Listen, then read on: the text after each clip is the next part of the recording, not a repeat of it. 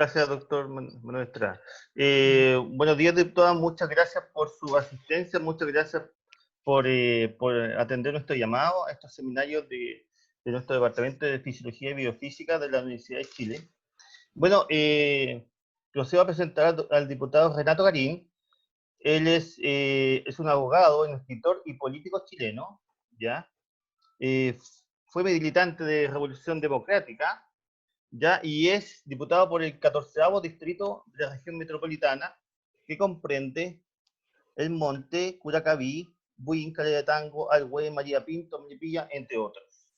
Ya él es abogado de la Universidad de Chile, ejerce como profesor de la facultad de nuestra universidad y ha tenido estadías en Oxford y en la Universidad de Nueva York, y también un magíster en periodismo de la Universidad Católica.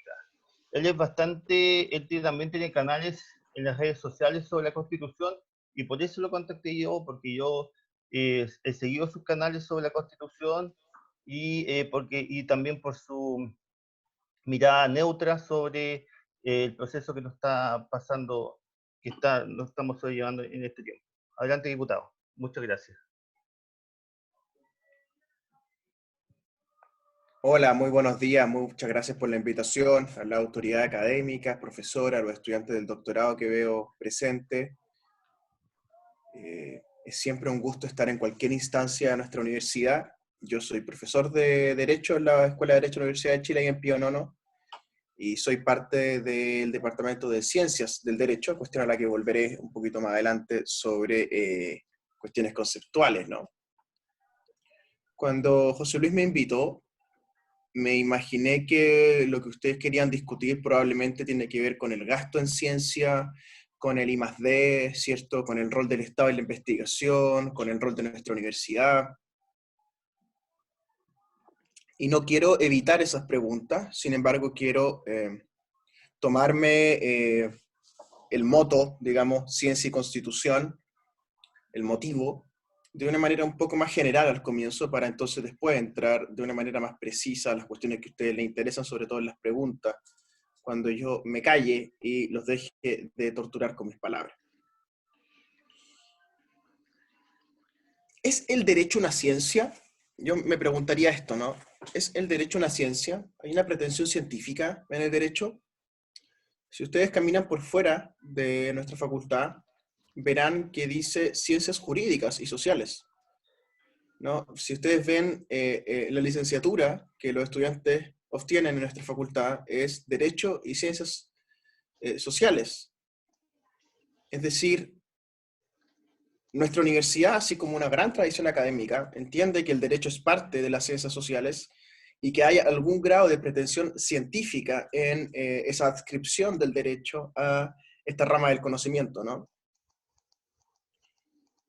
Esta pregunta, por supuesto que desde la tradición del positivismo lógico, del cual el derecho a partir del siglo XIX y XX bebe extensamente, ¿no? Y donde se generan las principales tesis sobre la concepción normativa del derecho en el siglo XX, que es Hans Kelsen en su teoría pura del derecho y Herbert Hart en el concepto de derecho, Kelsen en el mundo alemán, ¿verdad? Y germano parlante, y el profesor Hart en Oxford, ¿verdad? Y en el mundo anglosajón.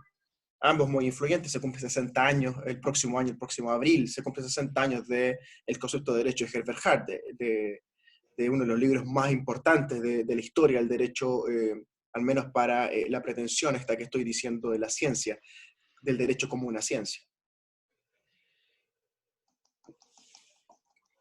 Evidentemente hay otros autores, y bastante bibliografía, que duda, con muchas buenas razones, de la característica científica, de la concepción científica que podría tener el derecho. Si uno retrotrae la historia académica, uno podría ver que antes de Bolonia, ¿cierto? Y antes de Oxford, antes de Cambridge, que son universidades de 1200 más o menos, ¿no? Del medioevo, más o menos colindante con las cruzadas, en el caso de Oxford y de Cambridge, sobre todo Oxford, ¿no? Son universidades hijas de las cruzadas. En el mundo más bien romano, se enseñaban dos asignaturas, dos temáticas, por así decirlo, dos subjects, dirían los gringos. dos unidades, diríamos ahora en los términos más modernos de las universidades, que eran la teología y el derecho. ¿No? La teología como, entendida como las leyes de Dios, y el derecho entendido como las leyes del hombre. La pretensión romana, sin embargo, nunca fue científica. Los romanos no tenían esta concepción científica que tenemos en la modernidad. Evidentemente, el acercamiento de los romanos al derecho tuvo un carácter sistemático, riguroso, estructurado, sobre todo con Justiniano, lo que se llama el códice, ¿verdad? El código romano, el código de Justiniano, de donde nosotros heredamos la estructura de nuestro código civil. Pensemos que el código civil se redacta en el siglo XIX y estamos hablando que Justiniano gobernó Roma algo así como unos 17 siglos, ¿verdad? Antes de que ocurriera nuestro código civil. Por ende, hay ciertas formas, hay ciertas estructuras que permanecen inalterables en el devenir del derecho, tanto en Roma, en el medioevo, como en la modernidad. Y de ese carácter inalterable, de esa especie de consecución de estructuras similares, ¿no? De formaciones óseas, por así decirlo, y de órganos que se parecen mucho en el derecho continental europeo, en el derecho anglosajón, en el derecho latinoamericano, en el derecho colonial, etc., que es que se pretende ver allí entonces un carácter científico, ¿no? Algo que uno puede constatar mediante un método científico, diría el profesor Mario Bunge, por ejemplo, ¿no? Entonces ahí es donde entran, ya más hacia la modernidad, las preguntas epistemológicas, como diría el buen Foucault, ¿no? Las preguntas sobre la filosofía de la ciencia del derecho. Y ahí, por supuesto, que dentro de nuestra cajita conceptual, que es el derecho, también existen aplicaciones de lo que han sido los debates epistemológicos en el mundo durante el siglo XX, ¿no? Karl Popper, Thomas Kuhn, Emre Lakatos, ¿no? Las discusiones epistemológicas más centrales, sobre todo las ciencias sociales, ¿no? Y ahí el derecho también entra a picar, ¿no? Si acaso el derecho tiene un carácter científico o no. Y dentro de esta pregunta, o de esta pseudo pregunta científica sobre lo jurídico, el derecho constitucional es algo así como una isla dentro del archipiélago que se recorta dentro de este océano, que es el derecho público, ¿no? El derecho público se distingue entonces del derecho privado. Una distinción que nos acompaña desde muy temprano, no es una distinción para nada moderna, es una distinción más bien medieval, incluso lo podría decir romana, de que está lo público y lo privado, ¿no? Y luego lo público, ya en la modernidad, es, por así decirlo, disectado de sus características monárquicas, donde el poder estaba concentrado en este órgano monárquico y las cortes del rey. Esto se disecta y se separa, y se forman entonces los estados modernos, las naciones modernas, donde los poderes del Estado, esta separación que identifica Montesquieu, se plasman entonces en instituciones y en constituciones políticas. Es importante sí decir que Montesquieu no inventa la división de poderes. La división de poderes nos ha acompañado durante muchísimo tiempo también. Uno también podría decir que es romana esa idea, ¿no? De que estaba el Senado, ¿cierto? Estaban los pretores, estaban los cónsules, ¿cierto? Y en caso de extrema emergencia o guerra, estaban los dictadores, que era un poder ejecutivo concentrado durante 6 meses, ¿no? Entonces Roma ya tenía la idea de que una cosa era ejecutar leyes, otra cosa era discutir leyes, y otra cosa era aplicar leyes en los tribunales en casos concretos, ¿no? Que son las 3 vertientes del derecho: la legislación, el litigio y la ejecución. Entonces, visto así, el derecho público es una expresión moderna de una cuestión que nos ha acompañado desde muy temprano a la humanidad, ¿no? Que es la cuestión de organizar el poder, ¿no? La cuestión de organizar el poder. Y organizar el poder ha sido una pregunta permanente desde Roma en adelante, ¿no? Uno podría decir el asesinato de Julio César es el momento clave donde la pregunta sobre la relación del poder aparece en el mundo moderno con tanta claridad, ¿no?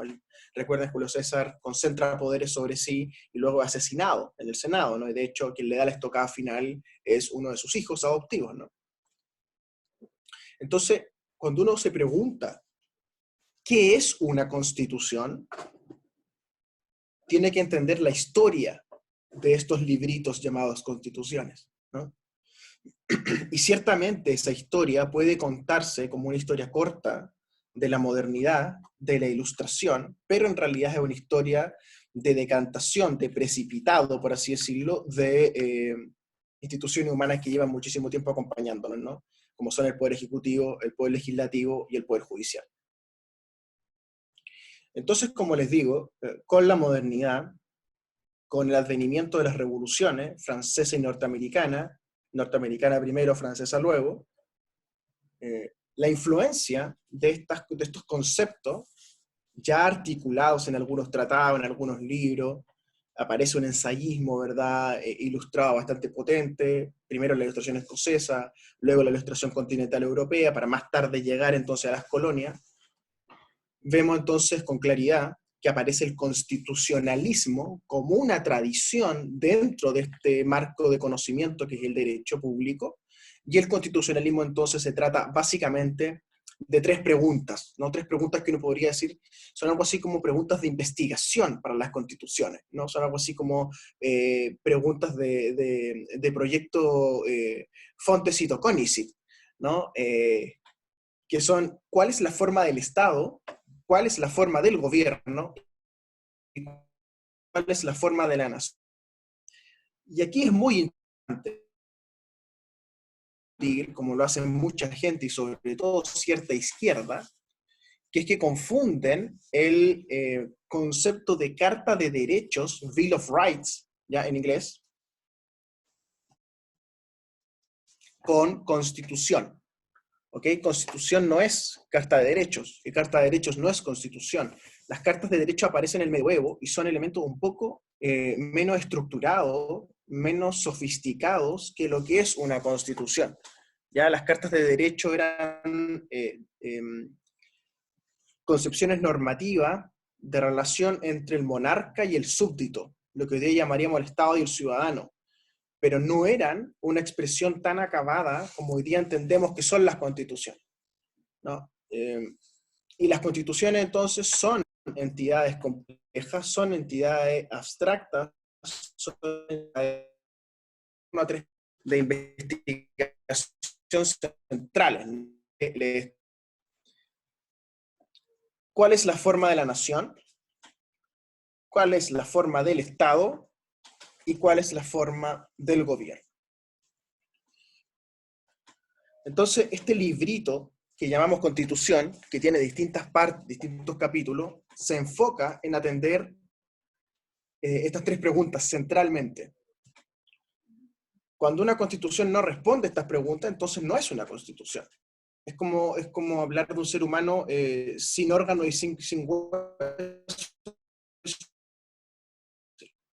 De constitución tenemos que encontrar una respuesta a estas tres preguntas. Los derechos sociales, los derechos de los ciudadanos, las libertades, las igualdades, etc., que se entienda bien esta idea, son buena onda del soberano, por así decirlo, ¿no? Pero en la estructura constitucional, los derechos no están intrínsecamente vinculados a lo que una constitución hace.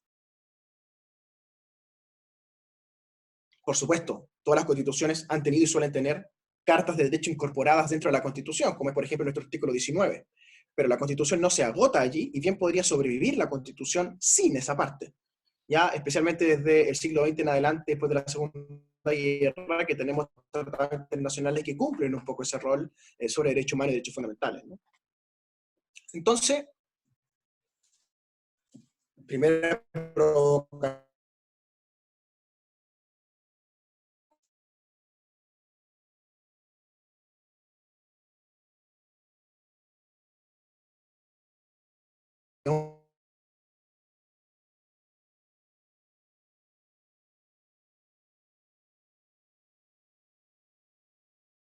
conceptual central. Y es por lo que me refiero, ¿no? Porque el concepto de constitución no es una carta de derechos, sino que una carta de derechos es parte de una constitución. La constitución, como les digo, se aboca sustancialmente a las tres preguntas, las tres formalidades, las tres formas: la nación, el gobierno y el Estado. Entonces uno podría decir, como dicen algunos autores, el derecho es una ciencia de las formas, es una especie de ciencia social de las formas, ¿no? Preocupada de los procedimientos, preocupada de las formalidades, preocupado de dar contenido normativo y marcos jurídicos a la acción contingente de la política, ¿no? Eso es un poco lo que hace las constituciones y el constitucionalismo, ¿no? Entonces, hagamos doble clic ahora sobre estas tres preguntas.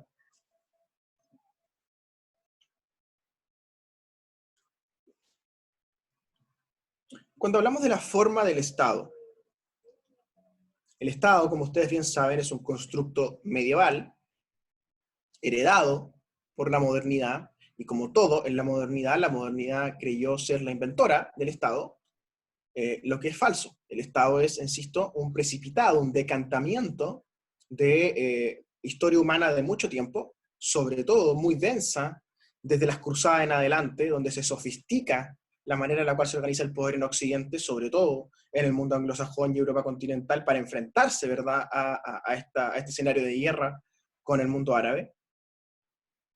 Entonces, ese Estado que, por ejemplo, podemos leer en el Leviatán de Hobbes, ¿verdad? O en el contrato social de Locke, o en el Tratado del Gobierno Civil perdón, el contrato social de Rousseau, en el Tratado del Gobierno Civil de Locke, que son los tres autores más leídos en la modernidad de este concepto del Estado, del contrato social, como se le llama.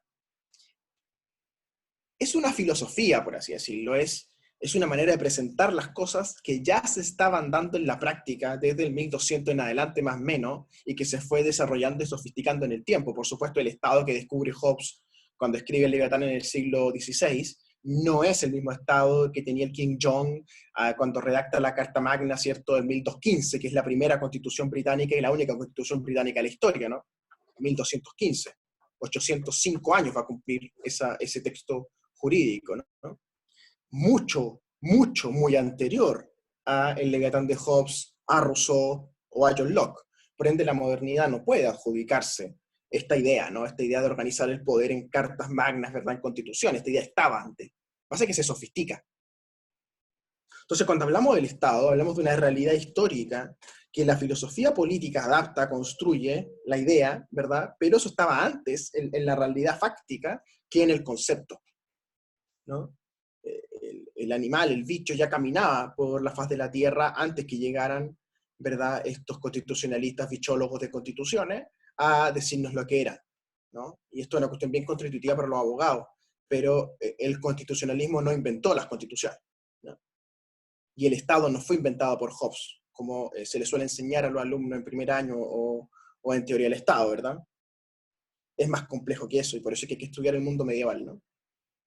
Entonces, organizar el Estado, para la expresión chilena, tuvo siempre un desafío muy importante, ¿no? Porque el Estado que nosotros heredamos, es decir, el Estado que entra en crisis en 1808, cuando Napoleón Bonaparte toma preso a Fernando VII, ese Estado ha sido más o menos el mismo Estado que hemos tenido desde el comienzo de la República en Chile hasta nuestros días, que es básicamente un Estado centralista, administrado desde Santiago, con el Poder Ejecutivo en Santiago, donde al comienzo, sobre todo el 19, había provincias, ¿cierto?, que eran conceptos más amplios y grandes que las actuales regiones. Las regiones son parte del vocabulario de la dictadura.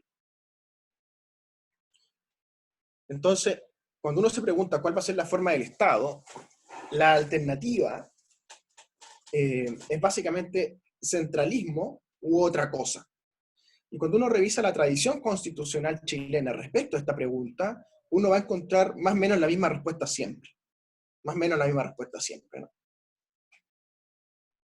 Voy a hacer doble clic en eso, pero permítanme seguir ahora con la forma del gobierno. Entonces ya les conté la forma del Estado, vamos a la forma del gobierno. La forma del gobierno entonces tiene que ver con aquello que se llama régimen político, ¿no? Régimen político que tiene que ver con los frenos y contrapesos, con los check and balances, como dicen los gringos, de el poder, ¿no? Si acaso el poder va a estar más concentrado en el presidente, más concentrado en el poder legislativo, más concentrado ¿dónde? ¿Cierto? Y ahí entonces surgen una serie de regímenes, como se les llama en la ciencia política, que podemos discutir también si la ciencia política es una ciencia, pero valga lo que he dicho sobre el derecho para aquella pregunta, que recorre las ciencias sociales, por supuesto, esa pregunta sobre el carácter científico de nuestras disciplinas, de la cual yo soy muy escéptico, como les digo, creo más en la historia de los conceptos que en la ciencia propiamente tal. Pero en la ciencia política se habla de el presidencialismo, el parlamentarismo, el semipresidencialismo y el semiparlamentarismo. Presidencialismo se entiende como aquel régimen político donde hay un poder ejecutivo fuerte, unipersonal, que concentra las principales facultades del gobierno, llámese el presupuesto público, llámese la urgencia legislativa. Un parlamentarismo, en cambio, es donde aquellas cuestiones fundamentales están trasladadas al cuerpo colegiado, que es el Parlamento.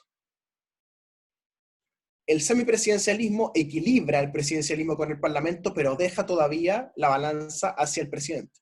Y el semiparlamentarismo hace lo propio, pero con el parlamentarismo. Por ende, estas cuatro versiones, con muchas versiones intermedias y grises, ¿verdad? Y cruces entre uno y otro, pero básicamente estas cuatro formas son las que se conocen en el mundo, ¿verdad?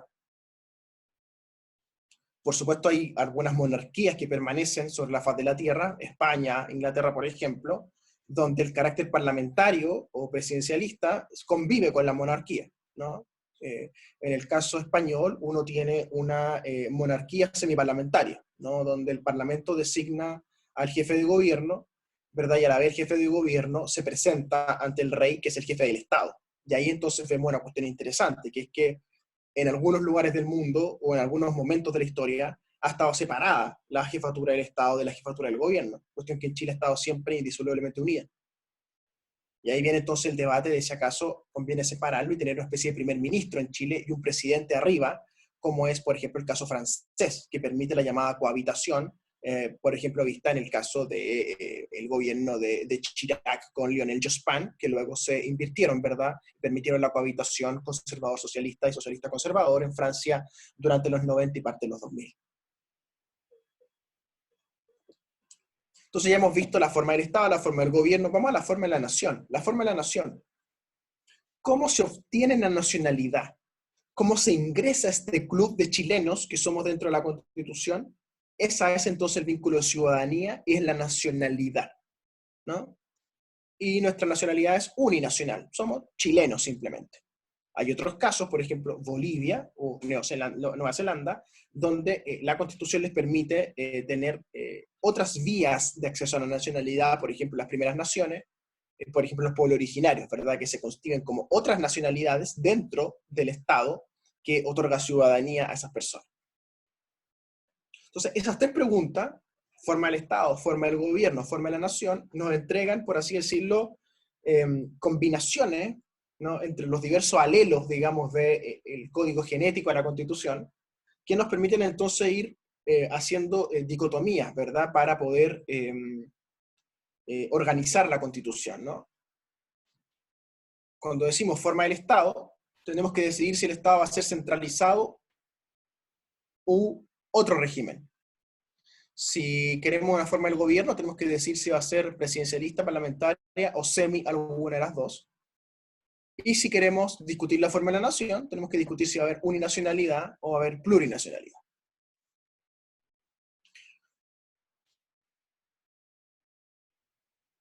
Vamos al constitucionalismo.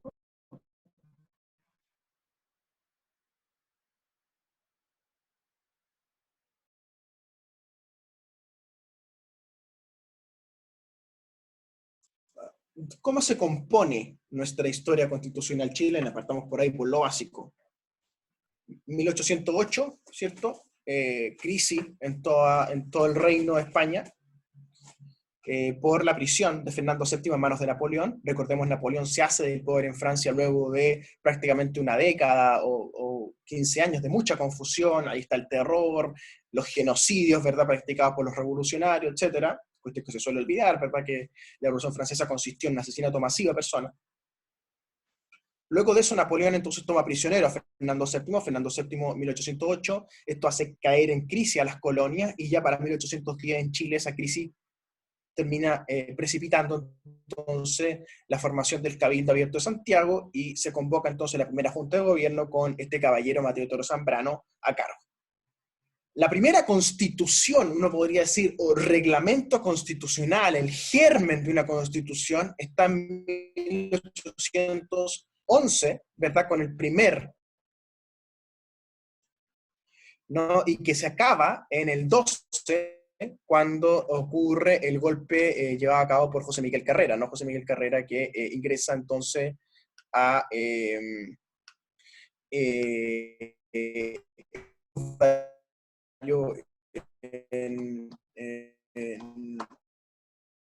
¿verdad?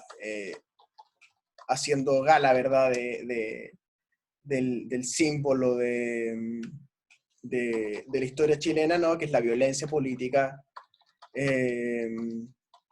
Y por supuesto que cuando uno tiene que revisar esa etapa, tiene que anotar el caudillismo como un elemento central en Carrera y en O'Higgins. Cuando Carrera toma el poder, dicta un segundo reglamento constitucional, que es el reglamento del 13, ¿no? Que genera la figura del jefe del director supremo, ¿no? Director supremo que es el antecedente al presidente de la República.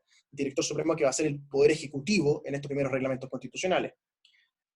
Viene entonces la sonada militar española, ¿verdad?, para recuperar el territorio. Carrera abandona el poder y el 14 se dicta un tercer reglamento provisorio para organizar la resistencia, que por supuesto a través de el desastre de Rancagua en adelante, eso capota, ¿cierto? Y los españoles recuperan el poder. Viene entonces la Reconquista, un periodo muy, muy negro para la historia de Chile, la Reconquista, y finalmente entonces toma el poder el Ejército Libertador de los Andes, conducido por San Martín de O'Higgins y sus huestes, Freire y compañía, y se redacta el cuarto instrumento constitucional chileno, 1818, que es más conocido como la primera constitución o'higginista, donde se vuelve entonces a repetir la figura del director supremo, esta vez en manos de don Bernardo, que intenta repetir la historia, el 22, una especie de autogolpe, podríamos decirlo en jerga, a los higginistas les carga que se digan estas cosas, pero una especie de autogolpe cuando se habla de la dictadura de O'Higgins, ¿no? Del 22, cuando redacta una constitución junto con Rodríguez Aldea, que era su principal ministro, para darse más poder y más atribuciones versus las provincias, ¿no?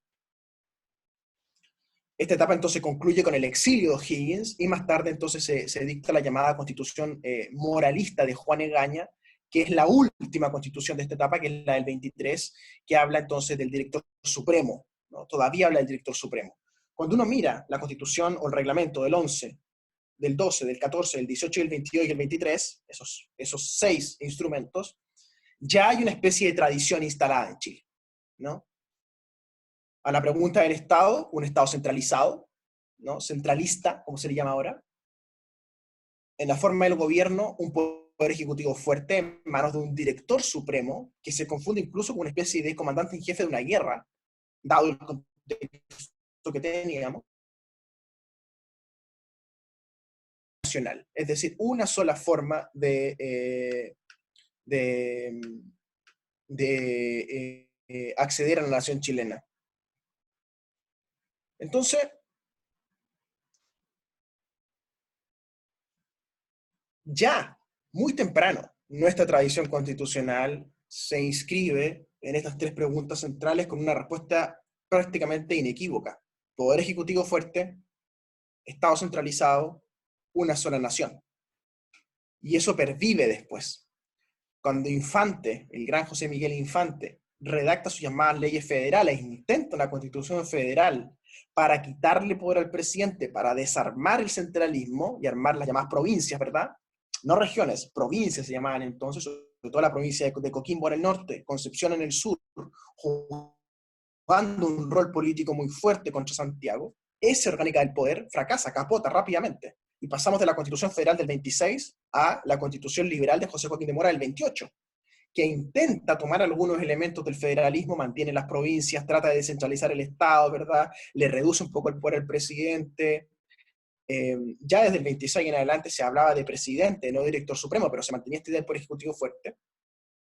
Y nos vemos entonces enfrentados al momento clave, que es la guerra del Ircay, la batalla del Ircay, y entonces la redacción final, por decir, que cierra el proceso de iniciación de la República Chilena, de la República Autoritaria, del portalianismo, ¿verdad? De los estanqueros, y los pelucones que se unen, ¿cierto?, en torno a la guerra civil que se genera el 28, luego de que el presidente Francisco Antonio Pinto, que es quien manda a redactar la Constitución del 28, decide ir a la reelección a través de los cánones nuevos de la Constitución recién redactada, gana la elección presidencial, pero el Congreso tenía que, bajo esa Constitución, nombrar al vicepresidente de entre las primeras mayorías presidenciales y se elige al cuarto, no al segundo ni al tercero. El segundo era Francisco Ruiz Tagle, el tercero era José Joaquín Prieto y el cuarto era Joaquín Vicuña. Y eligen a Joaquín Vicuña, que era pipiolo, ¿no? Y eso desata la guerra, ¿verdad?, entre el bando pelucón liderado por Prieto y Ruiz Tagle contra el gobierno. Renuncia Pinto en un momento, asume Freire un interinato, fracasa el interinato de Freire.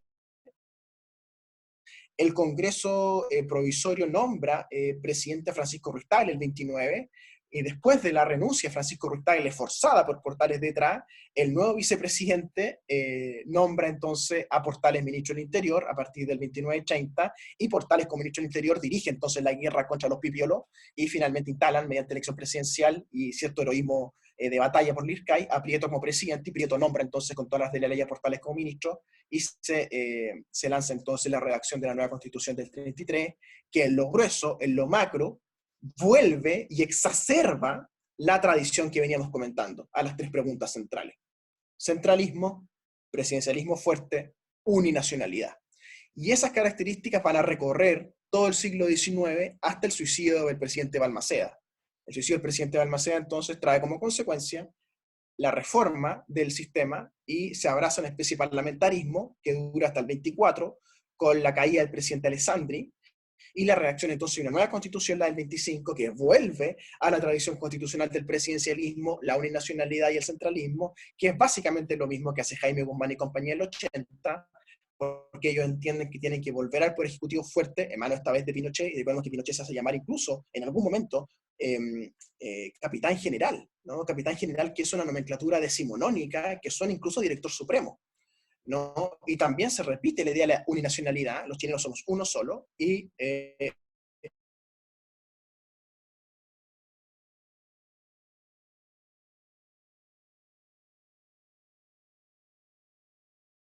científicas que el constitucionalismo nos presenta para redactar una constitución, en Chile han tenido siempre una misma respuesta: la respuesta del presidencialismo, la respuesta de la uninacionalidad, la respuesta del centralismo en Santiago. Entonces, ¿cómo influye la labor de ustedes en tantos científicos, digamos, no científicos sociales, sino científicos de ciencia dura, por así decirlo, las biologías, ¿verdad?, las químicas, las físicas? ¿Cómo involucra esto al mundo del I+D, al mundo de la investigación? Me parece a mí que se vincula con estas tres preguntas, sobre todo con la forma del Estado, ¿no? O sea, el Estado centralista, que sobreinvierte en la región metropolitana y en Santiago en particular, porque en este caso yo represento a una zona de la región metropolitana que es Melipilla, San Bernardo, Peñaflor, pero que no somos Santiago, por ende también vivimos el centralismo, influye directamente entonces en la manera en la cual las políticas públicas, que son la bajada de la Constitución, porque estas cosas no se escriben en la Constitución, sino que son bajadas de políticas públicas de la Constitución, tienen entonces una característica central, ¿no?, que es el centralismo en las políticas públicas de ciencia. Esto abandona entonces las regiones, una cuestión histórica en Chile, ¿no? Y la inversión en ciencia del Estado, entonces, que si bien es baja, y sabemos que es baja, está muy centralizada, está muy focalizada entonces en el eje productivo nacional centralizado del país central. Si acaso en la cuestión de la ciencia como disciplina,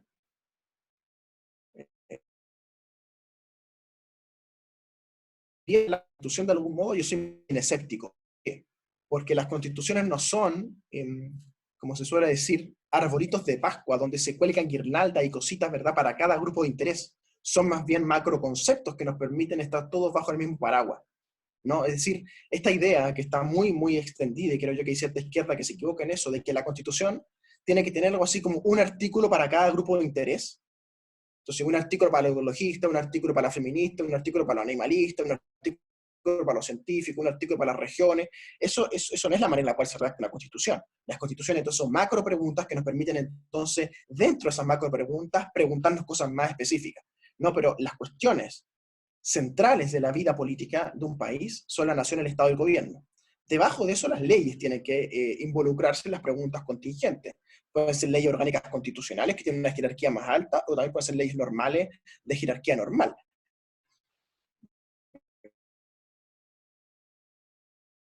Es normal o de política contingente tiene que ir a la Constitución, y el que es de la Constitución tiene que ir a lo contingente, desarma el carácter, entre comillas, científico de las preguntas sobre la Constitución. Entonces, antes de escuchar preguntas de ustedes, y con mucho gusto, quisiera cerrar con esta idea. Tenemos una tradición constitucional que responde a las preguntas centrales de la Constitución de una forma que hoy día pareciera ser contramayoritaria. Cuando uno lee el resultado de los cabildos del gobierno del presidente Bachelet del 2016 en adelante, uno ve que, lo que prima es que la gente pide menos presidencialismo. Cuando uno ve las opiniones públicas, cuando se ve el carácter del Estado, ¿qué se dice? Menos centralismo. ¿No? A mí me gusta el federalismo, pero entiendo que eso también tiene que ir. En el caso de las primeras naciones, los pueblos originarios, también se habla entonces de la necesidad de que Chile, tal como Bolivia, tal como otras naciones, tenga plurinacionalidad para acceder a la ciudadanía. Por ende, lo interesante de la manera en la cual estoy presentando el asunto es que en las tres cuestiones sustanciales, vertebrales de la Constitución política, vamos contra la tradición. ¿No? Esto es lo notable. Vamos contra la tradición presidencialista, contra la tradición centralista, contra la tradición de la uninacionalidad. Y eso es lo bonito del momento, ¿no? Que nos permite, entre comillas, hoja en blanco, pensar nuestra tradición y responder nuestras preguntas contingentes con cierta libertad. Por cierto, que esa hoja en blanco tiene un marco, que son los tratados internacionales, que son las sentencias firmes, que es el carácter republicano de nuestro país, ¿verdad? Que eso está contenido en la ley 21.200, que es el marco que habilita la cuestión constitucional constituyente. Pero cierro con esta idea. Estamos en un momento donde, por primera vez en nuestra historia quizás, podemos ver de forma libre y democrática nuestra tradición constitucional y repensarla y quizás cambiarla en orden a responder las preguntas del presente. Y por supuesto que parte de esas preguntas del presente es qué rol tiene el Estado en la promoción de la ciencia, qué rol tiene la Universidad de Chile en la promoción de la ciencia social y las ciencias duras, y qué rol tiene entonces la comunidad científica dentro de esas preguntas constitucionales, políticas abstractas. Estoy muy contento de haber conversado con ustedes y quedo muy a disposición, estimados amigos, de escuchar sus preguntas. Ok, muchas gracias, diputado Garín, con este pincelazo de historia, por supuesto, y también que nos pone al día con este proceso histórico que nos ha tocado vivir en esta época, ¿no es cierto? Primero el plebiscito y luego la estructuración y redacción de una nueva constitución. Queda abierta para las preguntas eh, de los miembros del programa. Por favor, levanten la mano o hagan su pregunta directamente.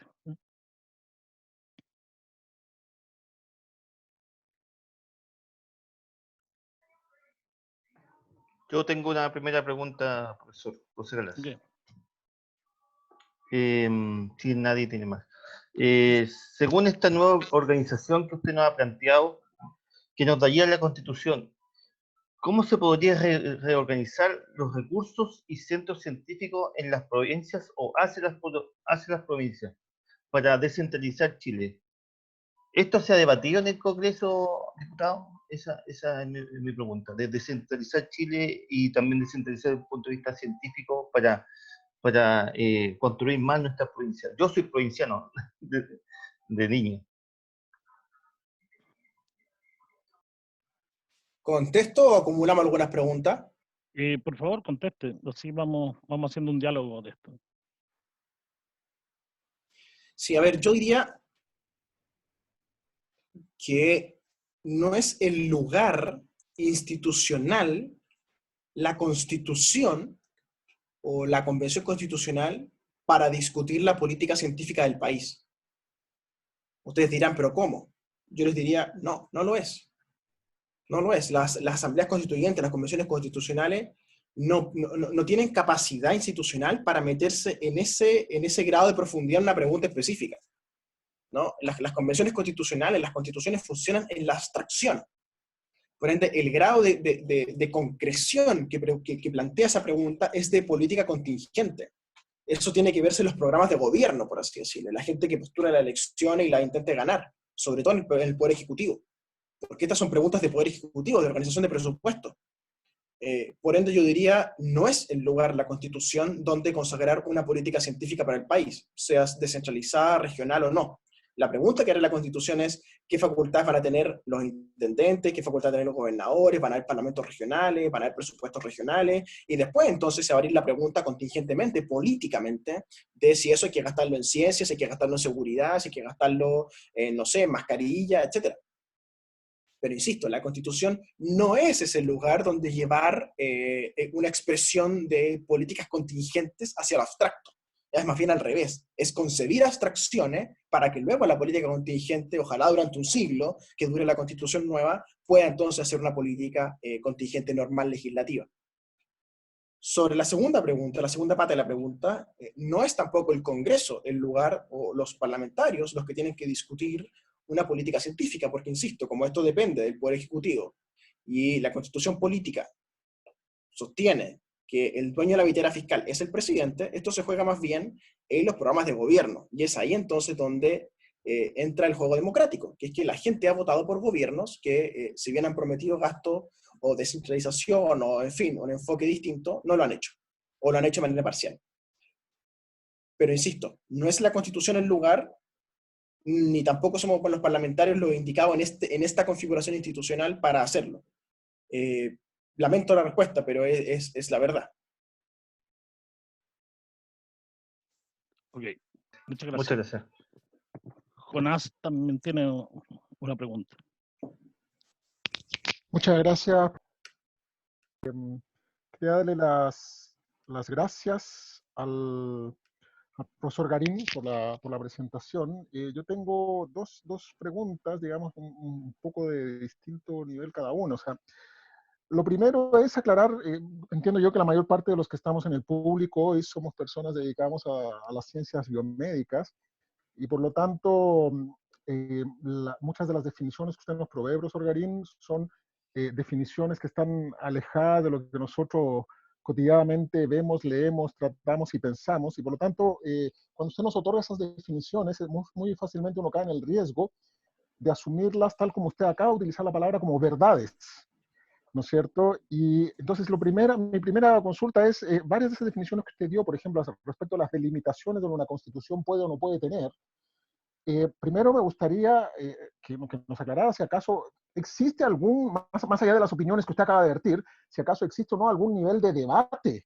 en torno a esas definiciones, porque yo he escuchado a otros, digamos, pensadores de constitución que no tienen esa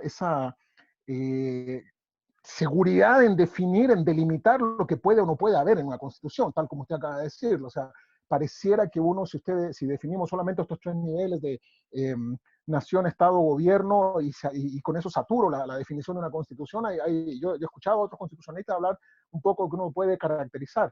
Y ahí abro la puerta. Entonces, primero es si existe un nivel de debate, sí o no. Esa es la primera pregunta respecto a qué es lo que puede o no puede haber en una constitución.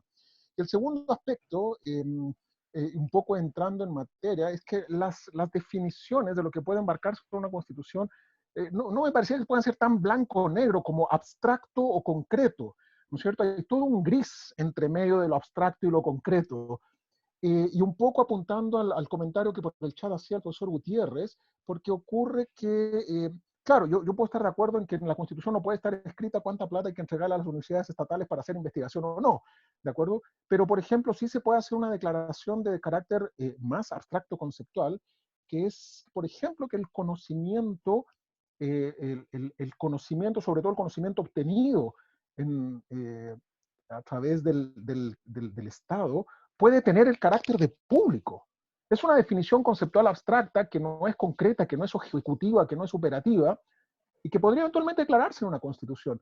Entonces, la segunda pregunta, entonces, para concretar es, no es necesario declarar como saturada una constitución por definiciones respecto a gobierno, Estado, nación. Uno puede entrar a hacer definiciones de carácter aún abstracto y que no sean necesariamente una cartilla de intereses de grupos definidos, tal como usted casi hizo una caricatura al respecto de eso, ¿no? ¿Es posible eso, no? Gracias por la pregunta. Sí, a ver, separemos los planos, digamos. Yo diría, conceptualmente, una constitución tiene que ver con el poder, ¿no? Y las preguntas del poder tienen que ver con las tres preguntas que enuncié. Obviamente las constituciones tienen más cosas, ¿no?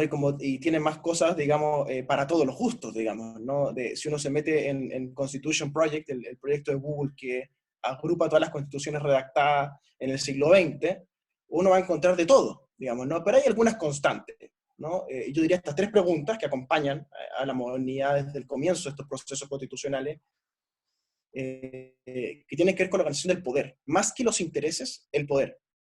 Que es una cuestión difícil de digerir, yo sé, ¿no? Pero el poder tiene que estar organizado.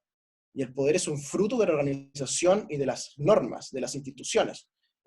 No hay poder sin reglas. Otra cosa es una tiranía, ¿no? Donde quien tiene las armas o tiene la fuerza o tiene el terror, hace lo que quiere.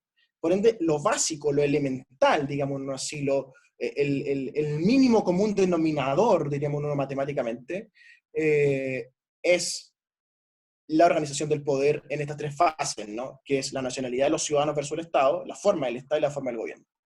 Por supuesto que las constituciones, ahora, históricamente, han tenido de todo, sobre todo las de este lado del mundo, digamos, ¿no? Donde las asambleas constituyentes o las convenciones de notables que hemos tenido, o los regímenes militares que hemos tenido por decenas y decenas, han puesto una cantidad de cosas absurdas en la Constitución. O sea, en la Constitución chilena, artículo 2 actual, habla del himno, la bandera y el escudo, ¿no? O sea, yo no sé qué utilidad presta la bandera, el himno y el escudo en la Constitución.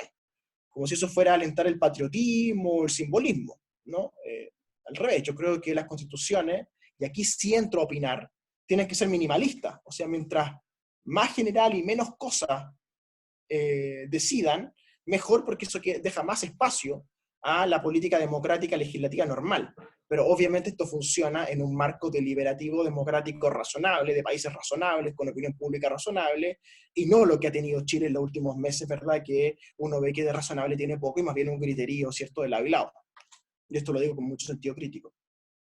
Por ende, profesor, lo que uno tiene que decir es, conceptualmente, las constituciones se ocupan del poder, histórica y prácticamente en la contingencia, las constituciones le llevan de todo, al punto del bochorno, creo yo, en algunos casos. Y sobre el estatuto del conocimiento, que es la tercera parte donde usted ingresa, yo no tendría problemas, digamos, en una declaración de ese tipo. Yo me preguntaría cuál sería la efectividad de eso, ¿no? O sea, vamos a llevar a tribunales una norma de esa entidad para que entonces el Tribunal Constitucional termine dictaminando si acaso las bases de datos que tiene el Ministerio de Salud siguen o no siguen los cánones constitucionales respecto del conocimiento público de esa base de datos, ejemplo.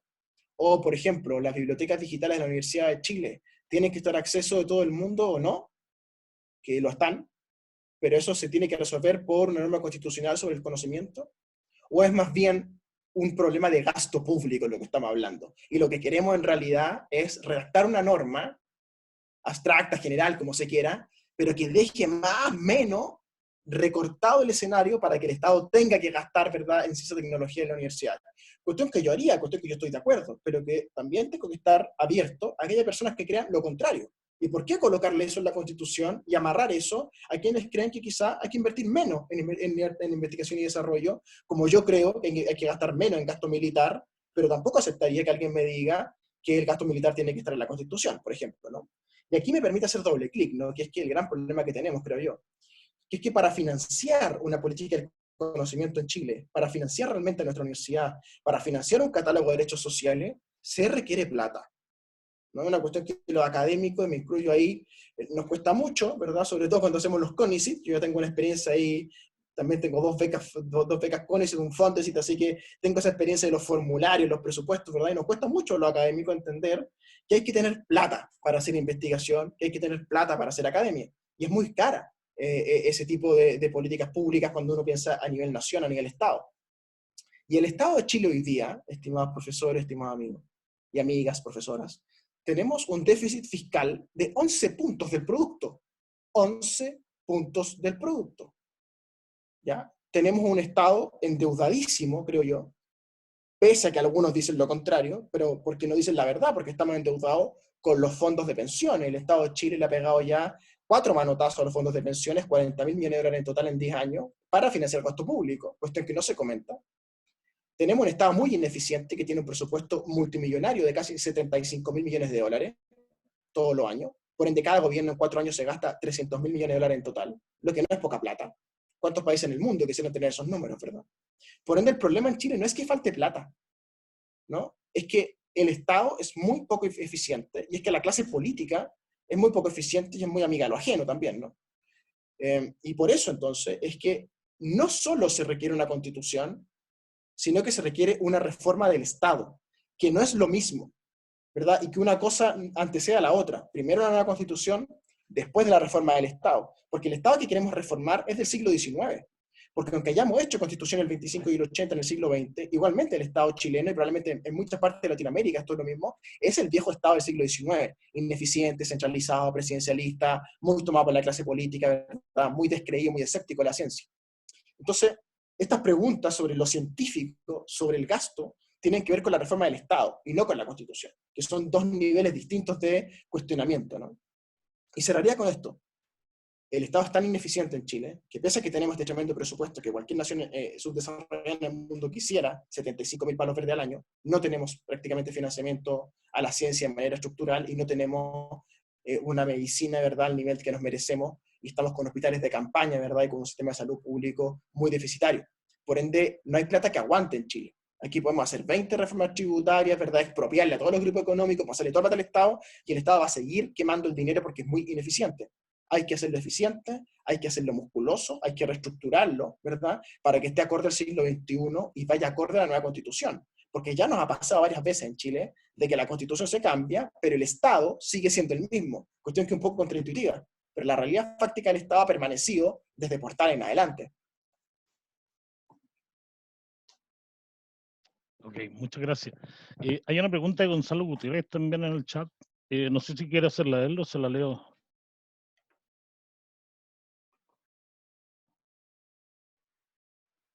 Bueno, se la leo. Dice, bueno, el conocimiento puede pensarse como un bien privado, un bien público o un bien común. Hoy en día se entiende como bien privado y los científicos como los empresarios o trabajadores que producen este bien. Dice, ¿dónde se debería incluir si uno aboga por transformar el conocimiento en un bien común?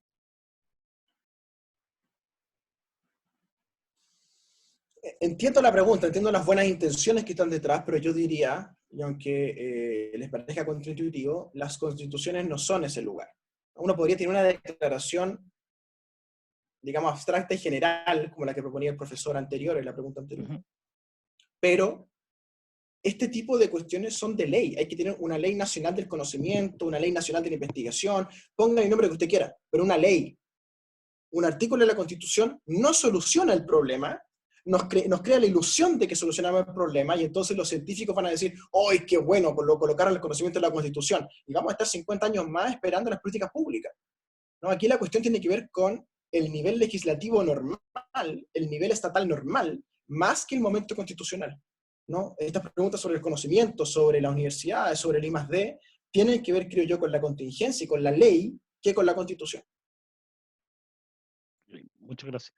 El doctor Enrique Jaimovich también tiene una pregunta. Sí, gracias por la precisión. Voy a volver a la pregunta como ejemplo sobre las políticas científicas. Estoy totalmente de acuerdo con lo que dice el diputado, de que eso es materia del gobierno y de leyes particulares. Pero el problema principal que yo veo es que la ciencia, como un ejemplo, hay muchas otras materias que están exactamente en la misma situación, requieren políticas de largo plazo. Uno no puede diseñar una política científica para 4 años, sino que debe hacerlo para 10, para 20 años. Entonces, ahí sí creo que tal vez la Constitución pueda facilitar en la concepción del gobierno el desarrollo de políticas de largo plazo, porque yo creo que el país sin políticas de largo plazo difícilmente va a salir de la situación en que está. Esa es la pregunta. Yo estoy de acuerdo, doctor, en lo que usted formula. De hecho, me parece que es correcto lo que usted formula. La Constitución puede tener una expresión abstracta general, ¿verdad?, sobre el conocimiento, sobre el rol del conocimiento en la sociedad, declarar el conocimiento público, de interés público, pero eso no agota la situación. Va a ser necesaria una ley de investigación, una ley de conocimiento, una ley de I+D, que pase por el Congreso normal y que se discuta con presupuesto normal, como se dice, en régimen, que sea un gasto permanente del Estado. Pero eso tiene que ver con una reforma del Estado a una cuestión constitucional constituyente. Yo sí estaría de acuerdo, como les vuelvo a señalar, en una declaración abstracta, que sea el rol de la universidad, el rol del conocimiento, mantener la idea, por ejemplo, que me parece muy interesante, de que el presidente de la República es el patrono de nuestra Universidad de Chile, que es una cuestión que se le ha olvidado a Sebastián Piñera, a Michelle Bachelet y a otros. A Ricardo Lagos no se le olvidó, hay que ser sincero, pero es muy importante. Quien ocupa la primera magistratura es la persona que tiene que cuidar como patrono nuestra universidad. Y aquí hay una cuestión, doctor, estimados profesores, muy interesante, creo yo la discutí el otro día en Derecho, con el rector Vivaldi también presente, ¿no?, que yo decía, ¿hasta dónde no tenemos un problema, por así decirlo, antropológico en nuestra Universidad de Chile, o en nuestra tradición universitaria chilena latinoamericana? Que es que somos universidades hispánicas. ¿Ya? Universidades hispánicas que copian, por así decirlo, el modelo de las universidades medievales coloniales españolas, que fue nuestra Universidad Real de San Felipe, que es el antecedente histórico de la Universidad Republicana que funda Andrés Bello con el nombre de Universidad de Chile, pero ya sabemos que las bibliotecas, los cuerpos académicos, las élites de la independencia, las forma la Universidad Colonial de San Felipe, la Universidad Real de San Felipe formada por los Borbones. Y esa estructura académica es la que tiene la Universidad de Chile hasta el día de hoy. Esa idea de los departamentos, ¿verdad?, esta especie de feudalismo medieval de los departamentos versus las facultades, ¿verdad?, aisladas las facultades, incluso territorialmente una de otra. Pero nuestro hispanismo, como estructuras universitarias, en la Chile, en la Católica, más en Chile, en la Católica es vaticana, ¿no?, que otra forma parecida a la manera hispánica medieval, muy parecida a la vaticana, pero no es la versión anglosajona. Entonces los que estudiamos en el mundo anglosajón, en el este de Estados Unidos, ¿verdad?, en Inglaterra, y decimos, vaya, ¿cómo hacen ciencia estos gallos? Mira lo que es la MIT, mira lo que es Harvard, mira lo que es Caltech en California, mira lo que son las facultades de computación en Inglaterra. Claro, pero es que esa universidad anglosajona, desde el comienzo, o desde sus reformas, están enfocadas a las cuestiones que a ustedes les preocupan, en sus estructuras, en sus antropologías universitarias. Nuestra universidad y nuestra, por así decirlo, nuestra carga académica triple centenaria ya, desde el 1800 en adelante, cuando se funda San Felipe, 1700 y tanto, 1750 creo, es la misma, y es una estructura hispánica que no camina de la mano con facultades de ciencias fuertes.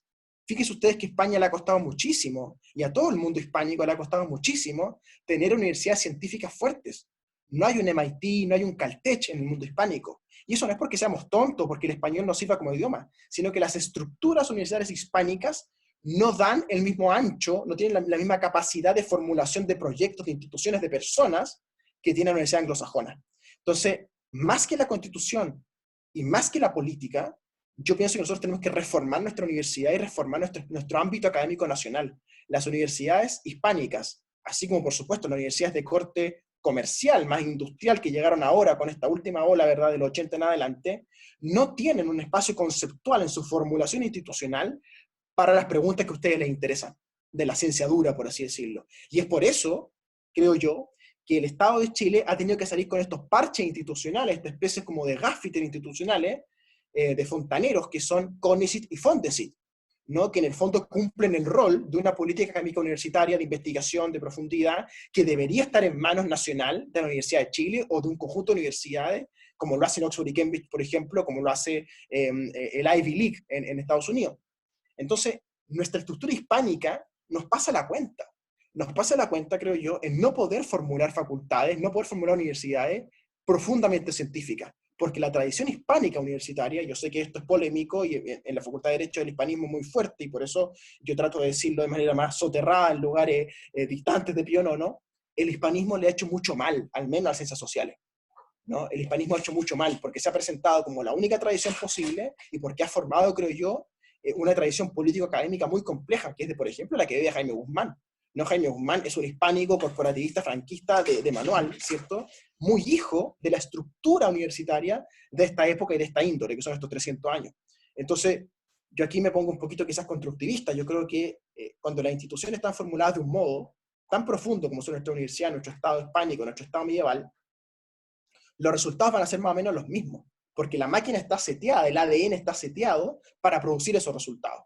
Entonces lo que hay que hacer es un cambio, no solo en el fenotipo, por así decirlo, no solo en las condiciones ambientales en las cuales se desarrolla este ser vivo que es la Constitución y el Estado de Chile, sino también en el genotipo. Y por eso yo hablo de la tradición constitucional chilena, que hay que meterle mano, y también la tradición académica, donde la Universidad de Chile debiera ser reformada, creo yo, junto con la reforma del Estado. Ok, muchas gracias. Nos quedan un par de minutos, así que vamos a aprovechar con un par de preguntas. Adrián, el doctor Adriano Campo, también tiene una consulta. Y luego hay 2 preguntas en el chat.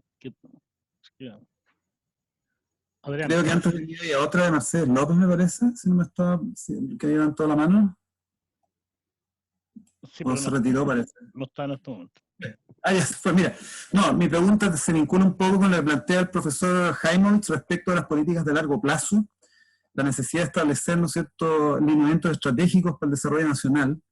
Mi pregunta tiene que ver con hasta qué punto la pequeña frasecita que está en la Constitución de Pinochet, respecto del Estado subsidiario, ¿no?, atenta en contra de la capacidad del Estado de elaborar políticas de largo plazo y entrega, ¿no es cierto?, a los poderes privados, ¿no es cierto?, a los intereses privados, la definición de estas políticas de largo plazo. ¿Hasta qué punto crees tú que es necesario o imprescindible cambiar ese tipo de definiciones en la futura Constitución como contribución al desarrollo estratégico del país?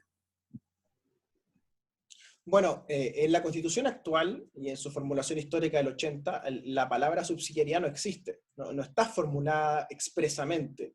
La subsidiariedad es un constructo doctrinario de la ciencia del derecho, por así decirlo, que emana ya desde Tomás de Aquino, ¿no? Es el filósofo Tomás de Aquino el que formula la subsidiariedad como una expresión del derecho canónico, ¿no?, de donde la toma Jaime Guzmán.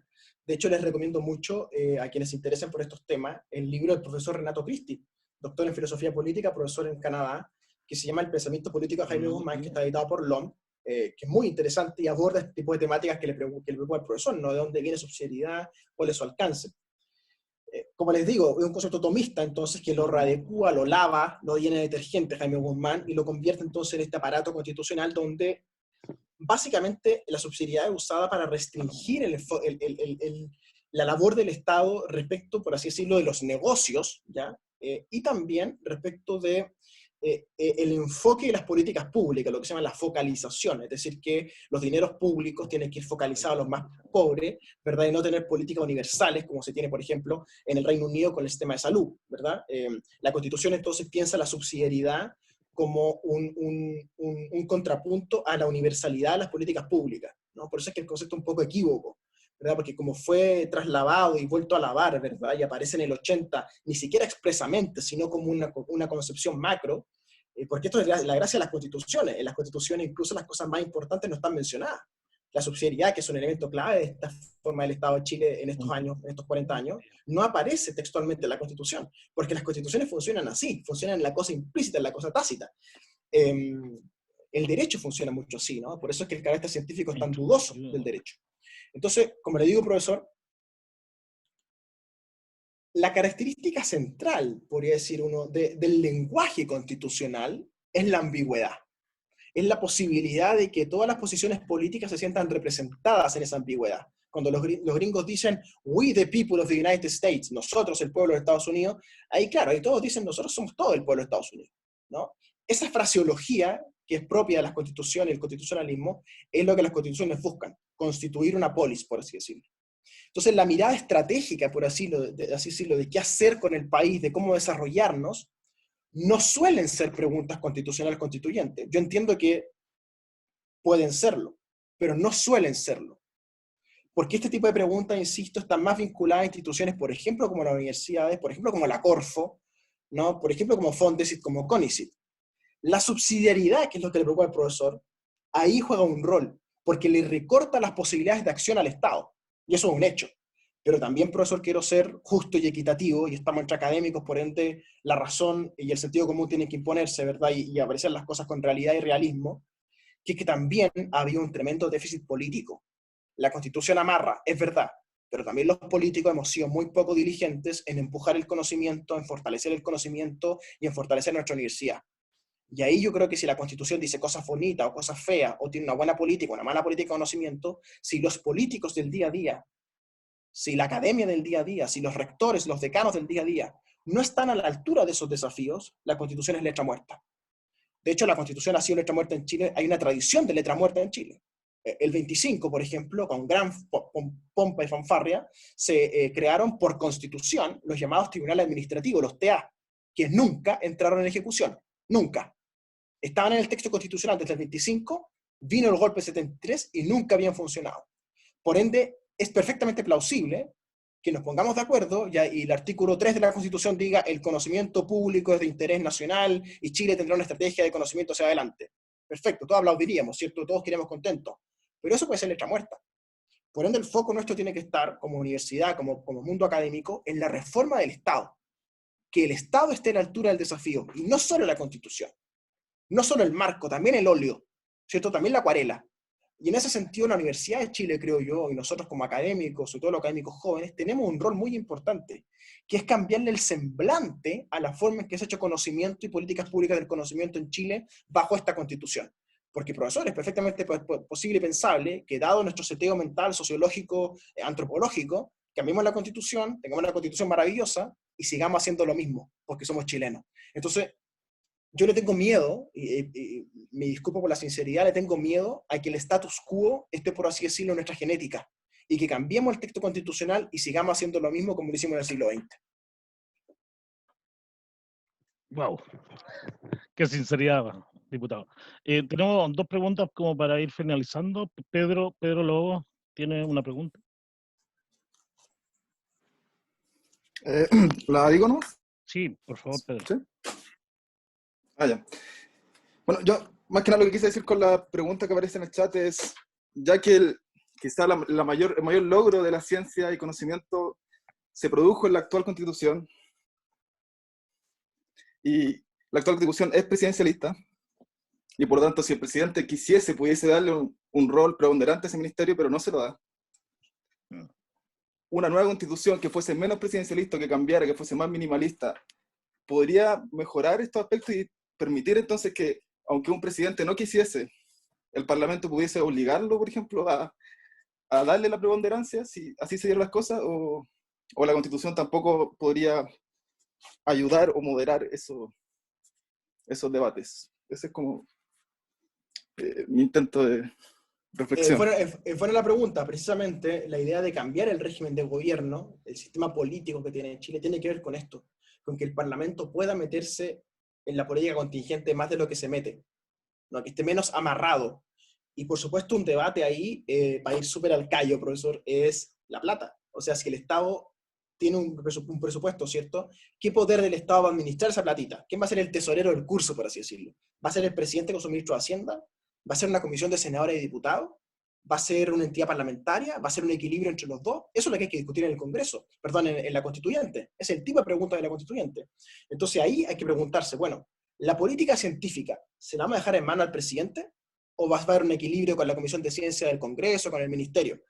Esas preguntas de modelaje institucional son las más interesantes y son donde más fricción va a haber, porque tiene que ver con una cuestión muy tangible y que todos sabemos que es muy importante, que es quién va a manejar los recursos para hacer esa ciencia. Por ejemplo, yo había pensado, dentro de las ideas locas que uno tiene, ¿verdad?, que quisiera proponer, por ejemplo, si quisiéramos una entidad que haga investigación fuerte, bueno, veamos el sistema del Banco Central. Todos tenemos algún tipo de consenso, algunos más, algunos menos, de que el Banco Central funciona bien institucionalmente en Chile, de que los políticos están a raya, ¿cierto?, de que la inflación no se nos ha ido de las manos, pese a que está muy caro el país, igualmente mantenemos a raya. Por ende, les propongo lo siguiente, pensando en voz alta con ustedes aquí, los que estamos en las 40 personas en el Zoom. Y si fusionamos CONICET con Fondesit y hacemos una sola institución del conocimiento, beca, investigación y desarrollo, ¿cierto?, y le damos rango constitucional a la altura del Banco Central, ¿habría piso político para eso? ¿Tendríamos los famosos 2/3 en la constituyente para eso?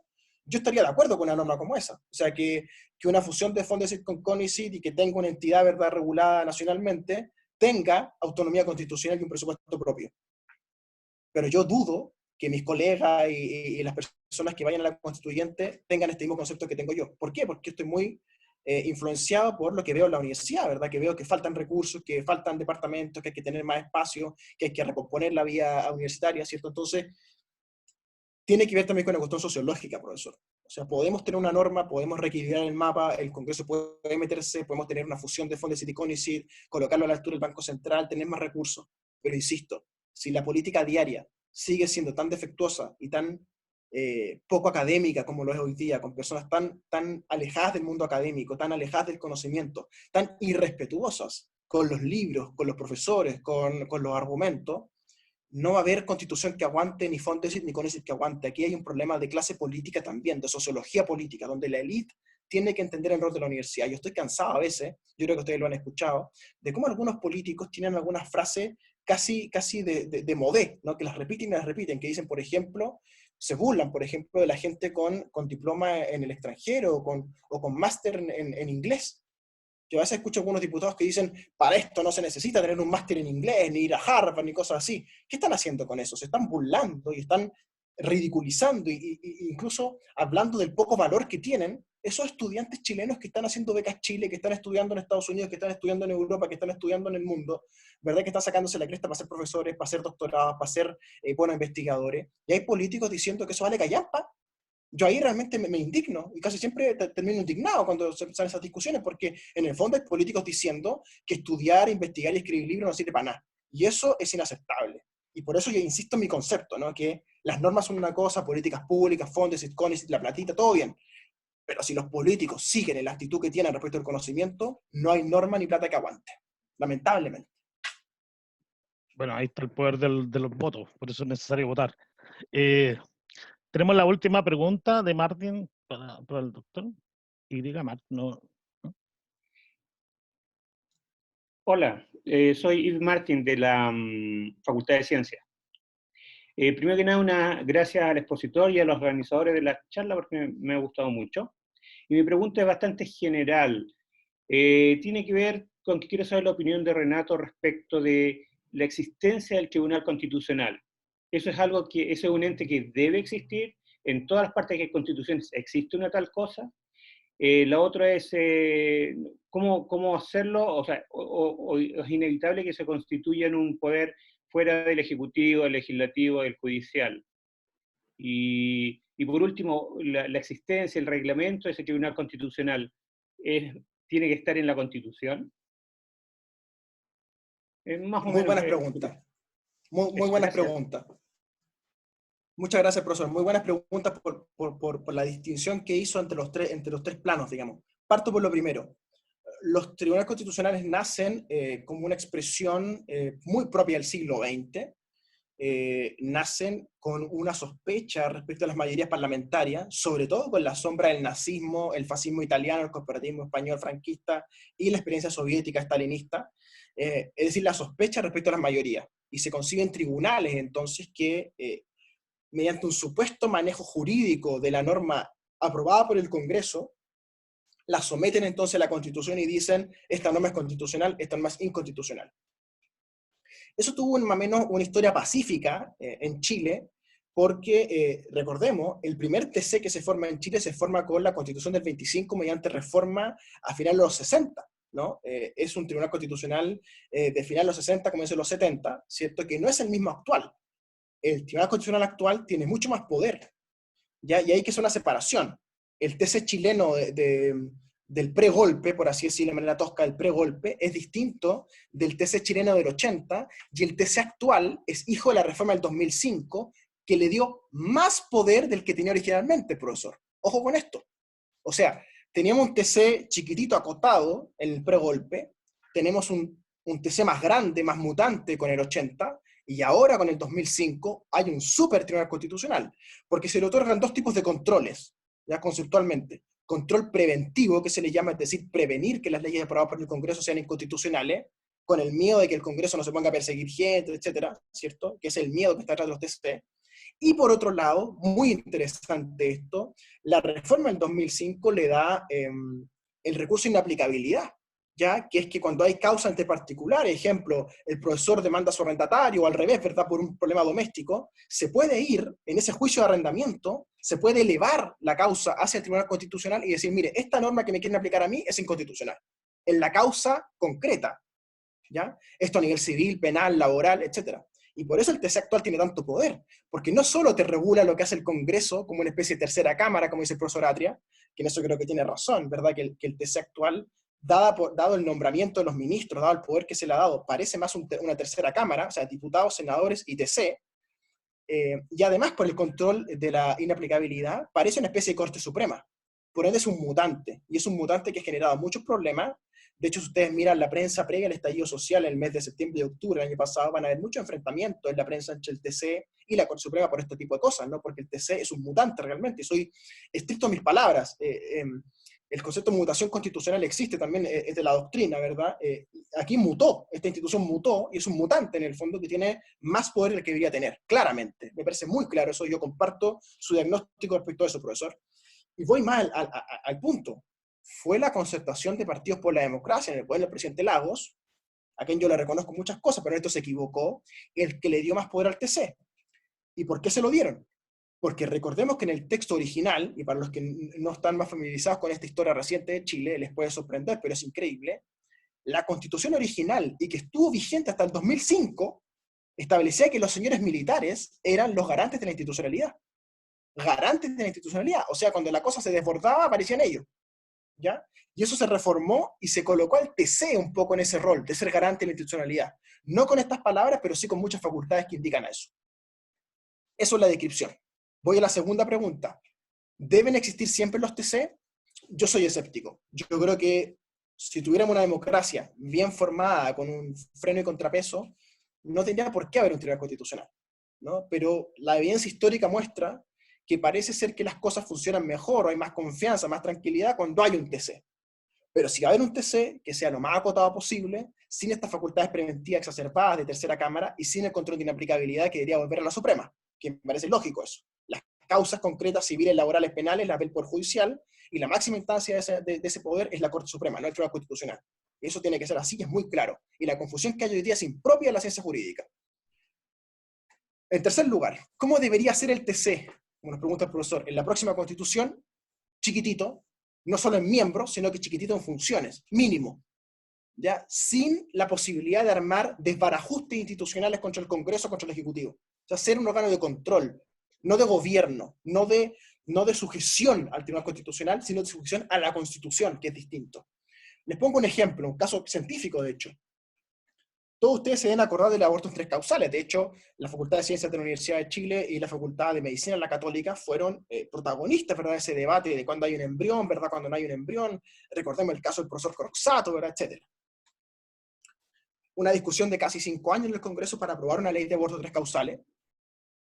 Esa ley de aborto de 3 causales opera cuando hay riesgo de vida de la madre, malformación del feto, ¿verdad?, o pérdida de vida del embrión, ¿verdad?, que,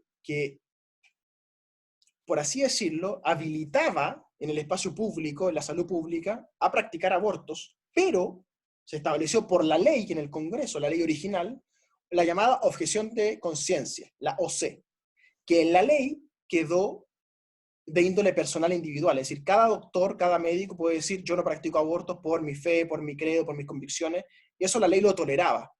Pero resulta que a un grupo se le ocurrió ir al Tribunal Constitucional, profesor, se le ocurrió al Tribunal Constitucional, y el TC dijo, mire, esa objeción de conciencia personal ahora va a ser institucional. Y las clínicas y los hospitales también van a poder decir, ¿sabe qué? En esta clínica no hay aborto. Y ya no solo el médico, sino la clínica. Y obliga al TC a que el Ejecutivo dicte un reglamento debajo de la ley para regular la objeción de conciencia institucional, que es lo que genera, de hecho, los problemas que vimos al comienzo de este gobierno, donde había ciudades completas, como Osorno, por ejemplo, donde nadie hacía abortos, y las mujeres con riesgo de vida incluso tenían que trasladarse a Temuco, tenían que trasladarse a Puerto Montt, y, muy grave, recordémoslo, el ministro Santelice aprovechó la pasada, ¿cierto? Esto estamos hablando de junio del 2018, me tocó hacer esa acusación constitucional, de hecho les voy a mandar el video si están interesados, donde le tuerce a través del reglamento, le tuerce la nariz a la ley y expande entonces esta obsesión de conciencia institucional, que es lo que tenemos hoy día, donde prácticamente cualquier clínica, y sobre todo las de la Universidad Católica, ¿verdad?, pueden decir que no practican abortos por obsesión de conciencia institucional. Cuestión que es gravísimo.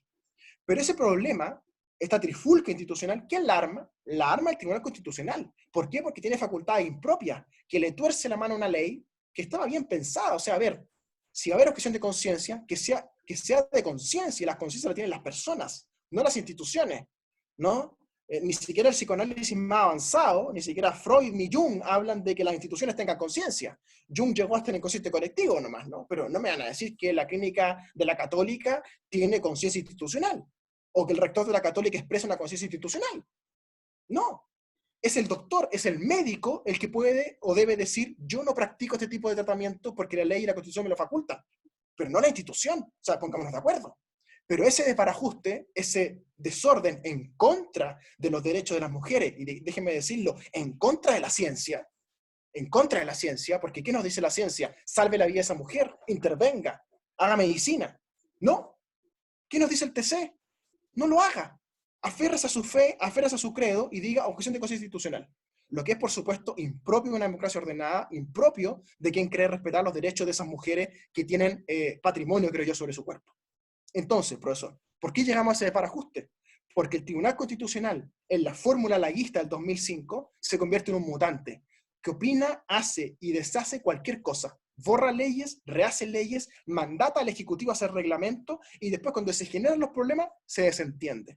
Entonces yo estaría de acuerdo con un TC con pocas facultades, sin tanto nombramiento político, que no sea una cámara política, y sin poder intrometerse en cosas tan graves como las que estamos discutiendo. Porque de otro modo, entonces ahorrémonos el Congreso, ahorrémonos el Poder Ejecutivo, y nombremos 10 señores sabios del derecho constitucional, y que gobiernen ellos mejor, pues, ¿verdad? Ok. Muchas gracias, diputado Garín. De verdad que fue un seminario muy instructivo, muy claro, muy Muchas gracias a verdadero. ustedes, querido amigo. Sí, bueno, y nos llama a aplicarnos, básicamente todos nosotros, en una ley de ciencias para Chile, ¿no es cierto? Esperamos aquí Eso es. aliados, esperamos aliados, esperamos al apoyo también de parlamentarios, así que muchas gracias por su seminario, de verdad que lo disfrutamos, así que muchas gracias. Esto también ha sido algo histórico. Yo le agradezco mucho a ustedes realmente. Los dejo convidados si les interesa la historia constitucional de Chile con las cosas luminosas y las cosas más oscuras. Estamos haciendo un curso vía YouTube. Pueden encontrar, ya hay 3 clases sobre la primera etapa, los reglamentos constitucionales, después todo lo que fue la Constitución Federal, las leyes federales, y después lo que fue el 28. Así que si les interesa lo pueden compartir con sus alumnos en el pregrado, etcétera, para conocer un poquito más de la verdad de lo que ocurrió en Chile, de la violencia, del proceso, ¿verdad? Y por supuesto, yo quedo a su disposición de toda la autoridad de la Facultad de Ciencias, de los profesores, de los estudiantes, tal como hemos trabajado con los estudiantes que están muchos de ellos varados en el extranjero con becas Chile, que no se las han pagado, que se las están suspendiendo. Sepan que aquí tienen un diputado que cuenta con conocimiento respecto al mundo de la ciencia, sobre todo las ciencias sociales, que estudié fuera, que sé los problemas que tenemos en la academia, que sé el problema horroroso que ha enfrentado la Universidad de Chile, asediada por los poderes económicos privados, asediada por el mundo pontificio vaticano, y yo siempre voy a defender la Universidad de Chile, y creo que el camino es fusionar Fondesit con CONICET, tener una estructura nacional independiente del poder político, como por ejemplo el Banco Central, con un presupuesto fuerte, de largo plazo, como han dicho los profesores, hecho un consenso, y también la defensa irrestricta, y si me dicen incluso fanática del rol de nuestra universidad. Nuestra universidad es el eje republicano de este país, es la base en la cual se formó nuestras instituciones, buenas o malas, regulares o peores, es lo que tenemos en nuestra universidad. Las mejores bibliotecas son las nuestras, los mejores académicos son los nuestros, las mejores autoridades académicas son las nuestras, el mejor rector que hay hoy día en el país es el nuestro, el más influyente sin duda es Enio Vivaldi, y yo soy un defensor de nuestra universidad y de nuestros académicos. Así que cualquier cosa que ustedes necesiten de mi parte, cuenten conmigo,